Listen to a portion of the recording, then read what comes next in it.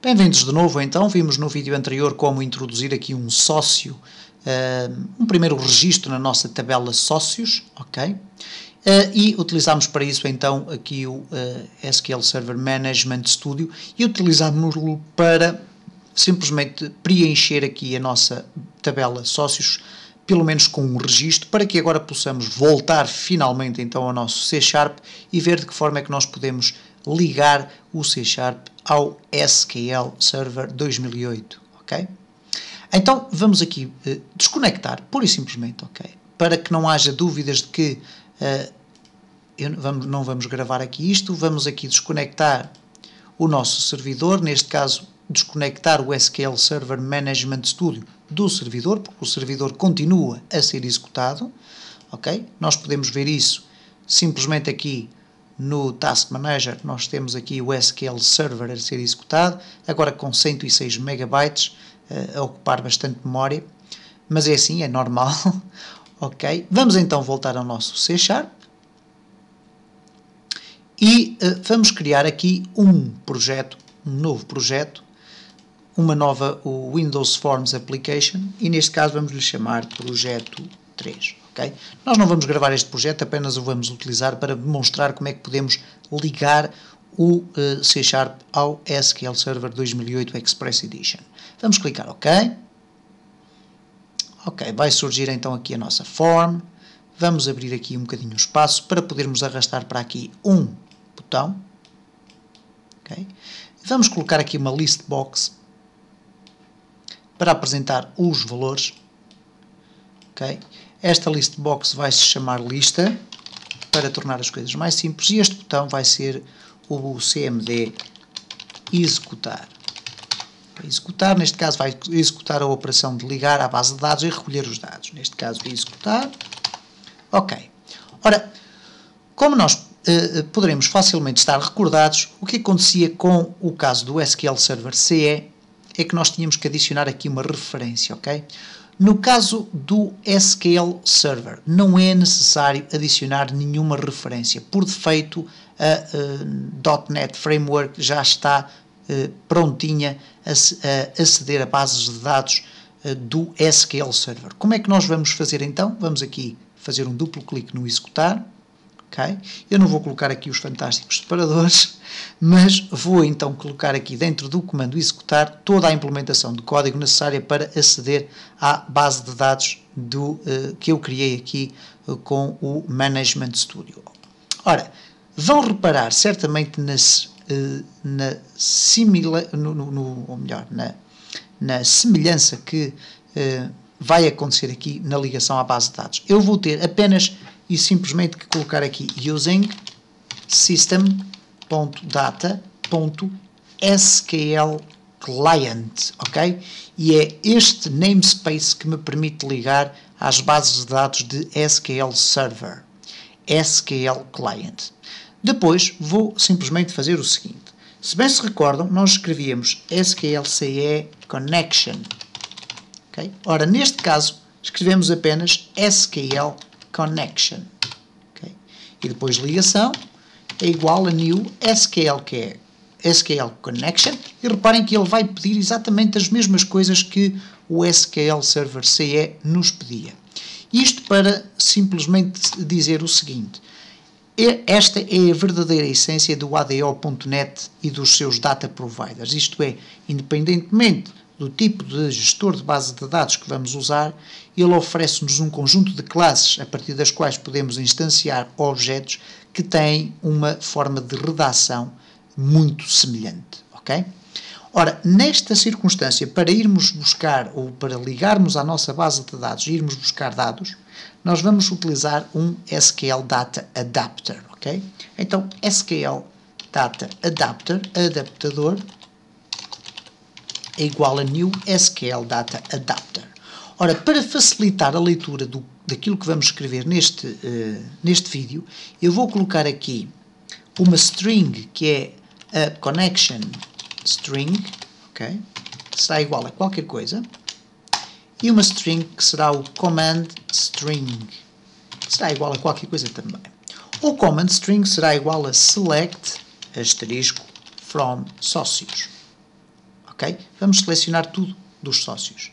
A connection string, que é aquilo que irá ser passado aqui para o meu SQL Data Adapter, será muito específica para o SQL Server. Então vamos ver aqui, neste caso vamos colocar o string select command, cá está, o command string,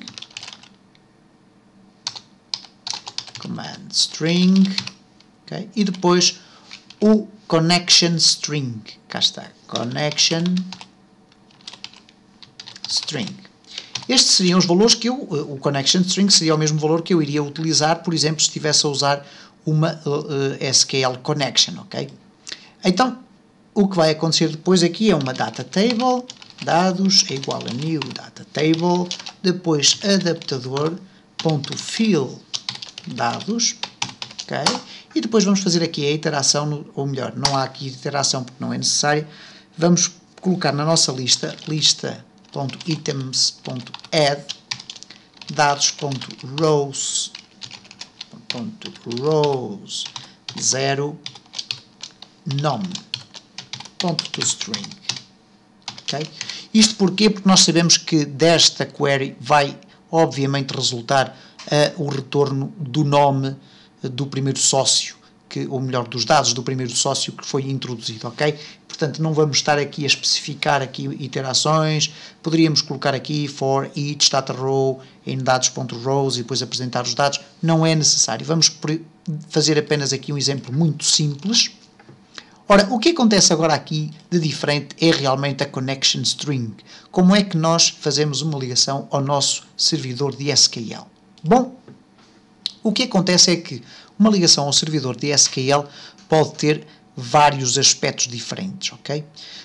Isso tem a ver exatamente também com a forma como é feita a autenticação ao servidor de SQL e um outro conjunto de elementos de segurança que agora não vamos aqui discutir porque não fazem parte da lista destes vídeos, ok?